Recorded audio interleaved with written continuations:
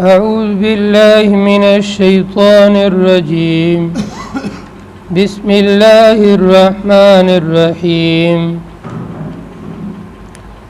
يا بني إسرائيل اذكروا نعمتي التي أنعمت عليكم وأوفوا بعهدي أوف بعهدكم وإياي فارهبون وآمنوا بما أنزلت مصدقا لما معكم ولا تكونوا أول كافر به ولا تشتروا بآياتي ثمنا قليلا وإياي فاتقون۔ سورۃ البقرہ کی شروع کے اندر قرآن کریم کو ہدایت بتلایا تھا، ھدی للمتقین، کہ قرآن کریم متقی لوگوں کے لیے اور پرہیزگار لوگوں کے لیے ہدایت کا ذریعہ ہے۔ پھر انسانوں کے 3 گروہوں کا ذکر کیا، مومن، مخلص۔ سب سے پہلے ایمان والوں کا ذکر کیا اور ان کی چند صفات بتلائی۔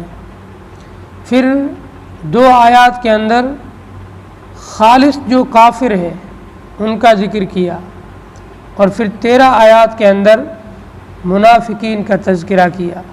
اس کے بعد پھر یا ایھا الناس کے ذریعے سے تمام کے تمام لوگوں کو، چاہے وہ ایمان والے ہو، کافر ہو، منافق ہو، مشرک ہو، کوئی بھی ہو، جو بھی دنیا میں بسنے والا انسان ہے، ان تمام کو توحید کی طرف بلایا، توحید کی دعوت دی۔ آج کی آیات کے اندر اللہ تبارک و تعالی اہل کتاب کا ذکر فرماتے ہیں۔ اہل کتاب یہود اور نصارہ کو کہا جاتا ہے۔ یہود بھی اہل کتاب ہے، نصارہ بھی اہل کتاب ہے۔ یہود کے پاس اللہ تبارک و تعالی نے توریت بھیجی موسیٰ علیہ السلام کے ذریعے سے، اور نصارہ کے پاس اللہ تعالی نے عیسیٰ علیہ السلام کے ذریعے سے انجیل بھیجی ہے۔ تو آج کی آیات کے اندر، آج کے اس رکوع کے اندر باری تعالی یہود کا تذکرہ کرتے ہیں، اور تقریباً ان کا یہ ذکر الف لام میم کے اخیر تک چلے گا، لمبا ذکر ہے۔ بسم اللہ الرحمن الرحیم۔ یا بنی اسرائیل، اے بنی اسرائیل، اسرائیل کی اولاد۔ بنی بولتے ہیں اولاد کو، بیٹے کو۔ اسرائیل یہ حضرت یعقوب علیہ السلام کا دوسرا نام ہے، اور یعقوب علیہ السلام کا لقب ہے۔ حضرت یعقوب علیہ السلام حضرت ابراہیم علیہ السلام کے پوتے ہیں۔ حضرت ابراہیم علیہ السلام کے بیٹے کا نام ہے حضرت اسحاق علیہ السلام۔ ابراہیم علیہ السلام بھی نبی، ان کے بیٹے حضرت اسحاق علیہ السلام بھی نبی، اور ان کے بیٹے یعقوب علیہ السلام بھی نبی۔ یعقوب علیہ السلام کا دوسرا نام ہے اسرائیل۔ اسرائیل یہ عبرانی زبان کا لفظ ہے، اس کے معنی ہے اللہ کی بندگی کرنے والا، اللہ کی عبادت کرنے والا۔ اسرا کے معنی بندہ، بندگی کرنے والا، اور ایل یہ اللہ کا نام ہے۔ اسرائیل کے معنی اللہ کی بندگی کرنے والا، اللہ کی عبادت کرنے والا، اللہ کی اطاعت کرنے والا۔ مراد اس سے یعقوب علیہ السلام کی اولاد ہے، اور انہیں کو یہود کہتے ہیں۔ یا بنی اسرائیل، اے بنی اسرائیل، اذکروا نعمتی، یاد کرو میرے احسان کو، التی انعمت علیکم، جو میں نے تمہارے اوپر کیا۔ اللہ تعالیٰ نے بنی اسرائیل پر بہت زیادہ احسانات کیے، بہت زیادہ انعامات کیے۔ سب سے بڑا احسان تو یہ کیا، مفسرین نے لکھا ہے کہ اللہ تعالیٰ نے بنی اسرائیل کے اندر یعقوب علیہ السلام کی نسل اور یعقوب علیہ السلام کی اولاد کے اندر 4000 نبیوں کو پیدا فرمایا۔ نبی کوئی کم حیثیت ہے؟ اللہ کے بعد دنیا کے اندر جو سب سے اونچا مرتبہ ہے وہ نبوت کا مرتبہ ہے۔ سب سے اونچا مرتبہ تو اللہ کا ہے، اللہ کے برابر کوئی تصور ہی نہیں کر سکتے ہیں۔ اللہ کتنا اونچا ہے، اس کی کیا بلندی ہے، کیا عظمت ہے، اس کے بارے میں تو کوئی سوچ ہی نہیں سکتا ہے۔ اللہ تو اتنا بڑا ہے۔ اللہ کے بعد جو مرتبہ ہے، جو عظمت کا مقام ہے، وہ نبوت کا مقام ہے۔ نبوت کا مل جانا یہ دنیا کا سب سے عظیم عہدہ ہے، سب سے اونچا منصب ہے اور سب سے عظمت کی اور عزت کی چیز ہے۔ تو اللہ نے ان بنی اسرائیل کے اندر 4000 نبیوں کو بھیجا، یکے بعد دیگرے، اور پھر اللہ نے ان بنی اسرائیل کے اندر آسمانی کتابوں اور صحیفوں کو اتارا اور ان کے بارے میں فرمایا فضلتکم علی العالمین، اے بنی اسرائیل میں نے تمہیں پوری دنیا اور جہاں والوں پر فضیلت دی ہے، تمہارا مقام اونچا کیا ہے، نبوت کا سلسلہ تمہارے خاندان میں چلایا، میں نے اپنی راہ اور اپنا راستہ بتانے کے لیے تمہارے کنبے کو اور تمہارے خاندان کو منتخب کیا، اتنا اونچا تمہیں مقام دیا اور اتنا عظیم تم پر احسان کیا۔ اب اس احسان کا تقاضا تو یہ ہے کہ تم میری اطاعت کرو، میری فرما برداری کرو۔ یا بنی اسرائیل، اے بنی اسرائیل، اذکروا نعمتی، یاد کرو میرے احسان کو، التی انعمت علیکم، جو میں نے تم پر کیا، وَأَوْفُوا بِعَهْدِي، پورا کرو میرے عہد کو۔ وہ عہد کیا ہے جو اللہ نے بنی اسرائیل سے لیا؟ مفسرین نے لکھا ہے، حضرت عبداللہ بن عباس، یہ صحابہ میں بہت بڑے مفسر تھے، وہ اس آیت کی تفسیر میں لکھتے ہیں کہ اوفو بعہدی، اس عہد سے مراد اتباع محمد صلی اللہ علیہ وسلم ہے۔ بنی اسرائیل کو بھی حکم دیا جا رہا ہے کہ اے بنی اسرائیل، میں نے تمہاری کتاب توریت میں تم سے عہد لیا تھا کہ تمہارے بعد ایک نبی آئے گا۔ ابھی تمہارے نبی موسیٰ ہے، موسیٰ کے بعد بھی ایک نبی آئے گا جس کا نام احمد ہوگا یا محمد ہوگا۔ جب وہ نبی آ جائے تو اس کے پاس ایک کتاب ہوگی قرآن کریم، تم اس نبی کی پیروی کرنا، اس نبی کی اتباع کرنا۔ اسی لیے حدیث میں آتا ہے کہ نبی علیہ الصلوۃ والسلام نے ارشاد فرمایا لو کان موسیٰ حیا لما وسعت الا باتباعی، کہ اگر موسیٰ علیہ الصلوۃ والسلام زندہ ہوتے اور میری بعثت ہو جاتی، میں پیدا ہو کر کے نبی بن جاتا، تو موسیٰ علیہ السلام کو بھی اپنی نبوت چھوڑ کر میری اتباع کرنی پڑتی۔ تو اے بنی اسرائیل، اے یہود، تمہاری کیا حیثیت ہے؟ تمہارے نبی بھی اگر زندہ ہوتے تو انہوں کو بھی اپنی کتاب اور اپنی شریعت چھوڑ کر میری کتاب اور میری شریعت کو ماننا پڑتی۔ اس لیے نبی علیہ الصلوۃ والسلام حضرت محمد الرسول اللہ صلی اللہ علیہ وسلم کے دنیا میں آنے کے بعد پچھلی تمام کی تمام شریعتیں منسوخ، اب کوئی شریعت نہیں چلے گی، اب دنیا میں صرف شریعت محمدی ہی حق ہے، اسی پر چلنا ہی نجات کا راستہ ہے، اسی پر چلنا ہی نجات کا ذریعہ ہے، اس کے سوا کوئی بھی شریعت نہیں مانی جائے گی۔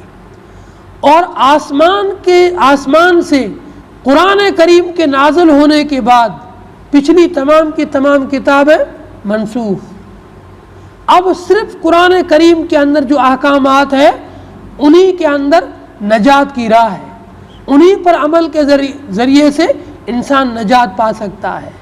ہاں، وہ احکامات جو پچھلی کتابوں میں بھی تھے، اور قرآن میں بھی ذکر کیے گئے ہیں تو ان کو قرآن کا حکم سمجھ کر مانیں گے، پچھلی کتاب کا نہیں۔ پچھلی بہت سے احکامات ایسے ہیں جو پچھلی کتابوں میں بھی تھے اور انہی احکامات کو قرآن میں بھی ذکر کیا ہے، تو یہ احکامات تو مانے جائیں گے لیکن قرآن کا حکم سمجھ کر، پچھلی کتاب کا حکم سمجھ کر نہیں۔ تو قرآن کے آنے کے بعد پچھلی سب کتابیں منسوخ، نبی علیہ الصلوۃ والسلام کے آنے کے بعد شریعت محمدیہ ہی مانی جائے گی، بقیہ سب کی سب شریعت منسوخ۔ خود نبی علیہ السلام نے فرمایا اگر کوئی نبی بھی زندہ ہوتا اور میں آ جاتا تو اس نبی کو بھی میری پیروی کرنی پڑتی، اس کے علاوہ کوئی چارہ نہیں تھا۔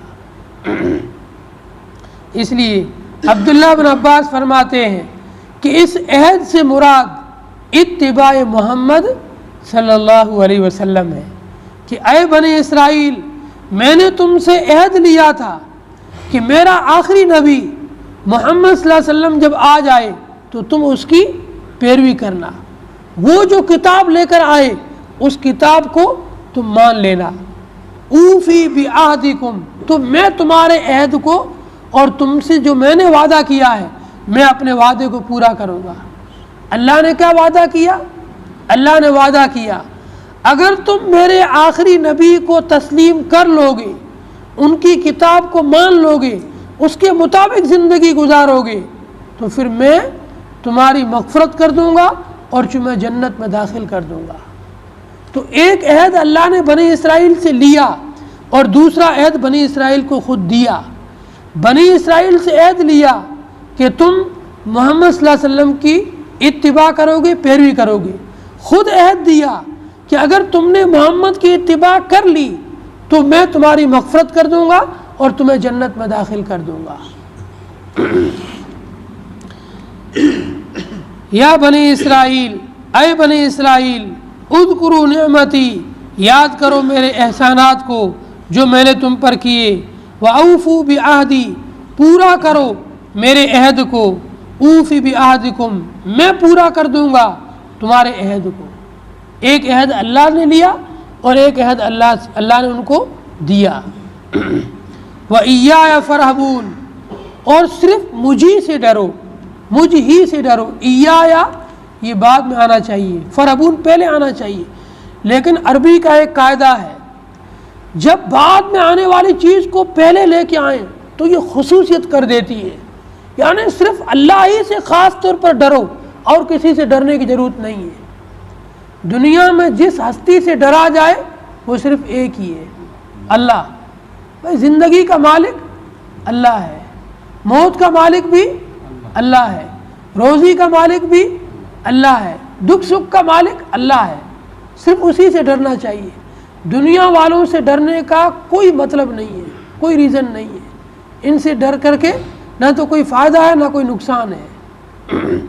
ان کے بس میں جو ہوتا ہے وہ کرتے رہتے ہیں، لیکن اللہ جب کسی کی پکڑ کرنے پر آتا ہے، اللہ کی پکڑ سے کوئی چھوٹ نہیں سکتا، کوئی باہر نہیں جا سکتا، اللہ کی طاقت سے کوئی بھاگ کر کے باہر بھی نہیں جا سکتا۔ کہاں جائے گا؟ زمین و آسمان میں اللہ ہی کی حکومت ہے، آسمان توڑ کر کے باہر جا نہیں سکتے ہو، زمین کو چیر کر کے اندر جا نہیں سکتے ہو، تو بھاگ کے جاؤ گے کہاں؟ اس لیے صرف اللہ سے ڈرنا چاہیے، اللہ کے علاوہ کسی سے کوئی ڈر نہیں رکھنا چاہیے۔ ایمان والے کے دل میں جو ڈر اور خوف ہو وہ صرف اللہ کا ہو، اللہ کے سوا کسی کا ڈر نہ ہو، ایسا مضبوط ایمان ہونا چاہیے۔ وَآمِنُوا بِمَا أَنزَلْتُ مُصَدِّقًا لِمَا مَعَكُمْ، وَآمِنُوا، مان لو، آمینو کا ترجمہ ہے مان لو، تسلیم کر لو، بما، اس چیز کو، انزلتو، جو میں نے اتاری ہے، مصدقا لما معاکم، وہ تصدیق کرنے والی ہے اس کی جو تمہارے پاس میں ہے۔ یعنی میں نے اپنے آخری نبی حضرت محمد الرسول اللہ صلی اللہ علیہ وسلم پر جو قرآن اتارا، جو کتاب اتاری، یہ قرآن تمہاری پچھلی کتابوں کی تصدیق کرنے والا، تکذیب نہیں کرتا ہے۔ آسمانی تمام کی تمام کتابیں ایک دوسرے کی تصدیق کرنے والی ہے، توریت کے اندر قرآن کی تصدیق ہے، قرآن کے اندر توریت کی تصدیق ہے۔ قرآن میں اللہ نے فرمایا ہے کہ میں نے موسیٰ بنی جو ہے یہود اور نصارہ یہ دونوں آپس میں لڑتے ہیں۔ یہود کہتے ہیں کہ نصارہ کسی چیز پر نہیں، یہ باطل ہے، نصارہ کہتے ہیں کہ یہود کسی چیز پر نہیں، یہ باطل ہے۔ اللہ نے فرمایا یہ دونوں اہل کتاب ہیں، دونوں کو میں نے کتاب دی، دونوں کتاب پڑھتے ہیں اور دونوں کی کتابوں میں ایک دوسرے کی تصدیق لکھی ہوئی ہے، لیکن ضد کی وجہ سے اس چیز کو چھوڑ کر ایک دوسرے کو جھٹلا رہے ہیں۔ تو آسمانی کتابوں میں ایک دوسرے کی تصدیق ہے۔ اللہ فرماتے ہیں وَآمِنُوا، مان لو، بِمَا أَنزَلْتُ، اس چیز کو جو میں نے اتاری ہے، مصدقاً، وہ تصدیق کرنے والی ہے، لِمَا مَعَكُمْ، اس چیز کی جو تمہارے پاس ہے۔ ان کے پاس میں توریت تھی اور اللہ نے اب آخری نبی پر قرآن اتارا ہے، تو بنی اسرائیل کو حکم دے رہا ہے کہ تم اس قرآن کو مان لو، جس قرآن کے اندر تمہاری کتاب کی بھی تصدیق موجود ہے اور تمہارے نبی کی بھی تصدیق موجود ہے۔ نبی علیہ السلام جب مدینہ آئے تو مدینہ کے اطراف میں بہت زیادہ یہود پھیلے ہوئے تھے۔ مدینہ کے اندر تو زیادہ ایمان والے مسلمان تھے، لیکن مدینہ کا جو اطراف کی بستیاں تھیں اس میں اکثریت یہود کی تھی، اس لیے ان یہود کو پیغام دینے کے لیے یہ سب آیات اور نازل کی جا رہی ہے۔ وَآمِنُوا، مان لو، بِمَا أَنزَلْتُ، اس چیز کو جو میں نے اتاری ہے، تصدیق کرنے والی اس کی جو تمہارے پاس ہے۔ وَلَا تَكُونُوا أَوَّلَ كَافِرٍ بِهِ، اور تم اس کے سب سے پہلے منکر نہ بن جاؤ۔ یہ قرآن جب تمہارے پاس پہنچے، نبی کا پیغام جب تمہارے پاس پہنچے، نبی کی نبوت کا اعلان جب تمہارے پاس پہنچے تو تم اس کے پہلے منکر نہ بننا۔ انکار تو چاہے پہلا آدمی کرے، چاہے بعد میں کرے، چاہے بیچ میں کرے، انکار تو ظلمی ہے، جرمی ہے۔ پھر اللہ نے یوں کیوں کہا کہ پہلے منکر مت بننا؟ اس کی وجہ یہ ہے، حدیث میں آتا ہے الحسنۃ تجر الحسنہ والسیئۃ تجر السیئہ۔ ایک حدیث میں ہے کہ ایک نیکی دوسری نیکی کو کھینچتی ہے اور ایک برائی دوسری برائی کو کھینچتی ہے۔ اور دوسری حدیث میں نبی نے فرمایا کہ جس شخص نے کسی ایسی نیکی کے راستے کی ایجاد کی، کسی ایسی نیکی کے راستے کو اپنایا کہ اس کو دیکھ کر کے دوسرے لوگ بھی اس نیکی کے راستے پر چلنے لگے، تو اس نیکی کے راستے پر جو سب سے پہلے چلنے والا ہے اس کو اپنا نیکی کا تو ثواب ملے گا، اس کو دیکھ کر جتنے لوگ اس کے پیچھے اس نیکی پر چلیں گے ان سب لوگوں کا ثواب بھی اس کو ملے گا۔ اسی طریقے سے کسی انسان نے کسی برائی کے راستے کو ایجاد کیا تو اس کو تو اس برائی کرنے کا گناہ ملے گا، لیکن اس کو دیکھ کر جتنے لوگ اس برائی کے راستے پر چلیں گے ان سب لوگوں کا گناہ بھی اس کو ملے گا۔ اس لیے حدیث میں آتا ہے آدم علیہ السلام کے دو بیٹے قابیل اور حابیل، اس قابیل نے حابیل کو قتل کیا تو دنیا میں قتل کا گناہ سب سے پہلے قابیل نے کیا ہے۔ تو اب دنیا میں قیامت تک جتنے بھی قتل ہوں گے ان سب قتل کرنے والوں کو جتنا گناہ ملے گا اتنا گناہ قابیل کو بھی ملتا رہے گا، کیونکہ اس گناہ کی شروعات اور اس گناہ کی ایجاد دنیا میں قابیل نے کی ہے، اس سے پہلے یہ گناہ دنیا میں نہیں تھا۔ تو کسی گناہ کی شروعات کرنے والا، کسی گناہ کے راستے کو شروع کرنے والا، اس راستے پر جتنے لوگ بعد میں چلیں گے ان سب کے برابر گناہ اس ایجاد کرنے والے کو، شروع کرنے والے کو بھی ملتا رہے گا۔ اس لیے اللہ نے ان کو یہود سے کہا کہ تم نبی کا اور قرآن کا انکار کر کے اپنے آپ کو سب سے پہلے کافر اور منکر مت بنانا، ورنہ تمہارے بعد جتنے لوگ انکار کریں گے ان سب کا گناہ بھی تم کو ملتا رہے گا۔ وَلَا تَكُونُوا أَوَّلَ كَافِرٍ بِهِ، اور تم اس کے سب سے پہلے منکر اور کافر مت بن جانا۔ وَلَا تَشْتَرُوا بِآيَاتِي ثَمَنًا قَلِيلًا، اور تم مت بیچو میری آیات کو تھوڑے سے قیمت اور تھوڑی سی دنیا کے بدلے میں۔ یہود کے جو علماء تھے، یہود کے جو پڑھے لکھے لوگ تھے، جن کے پاس توریت کا علم تھا، یہ تھوڑی سی دنیا کے لیے، مال کے لیے آیات کو رد و بدل کر دیتے تھے۔ کسی مالدار آدمی نے کوئی برائی کا کام کیا اور وہ مسئلہ پوچھنے آیا تو جو توریت میں حکم لکھا رہتا تھا اس حکم کو مٹا کر کے اس کی جگہ اپنی طرف سے کوئی حکم لکھ کر کے پھر اس کو پڑھ کر سنا دیتے تھے کہ دیکھو یہاں پہ یہ لکھا ہوا ہے۔ اور کسی غریب آدمی نے کوئی جرم کیا تو اس کو وہی سنا دیتے جو توریت میں اصل لکھا ہوا ہے۔ تو انہوں نے اپنی کتاب کو پورا بدل ہی دیا، تحریف کر دیا، اور تھوڑی سی دنیا کے لیے، تھوڑے سے مال کے لیے۔ وَلَا تَشْتَرُوا بِآيَاتِي ثَمَنًا قَلِيلًا، اور تم نہ بیچو میری کتاب کی آیات کو تھوڑے سے قیمت اور تھوڑے سے مال کے بدلے میں۔ وَإِيَّايَ فَاتَّقُونِ، مجھی سے ڈرو۔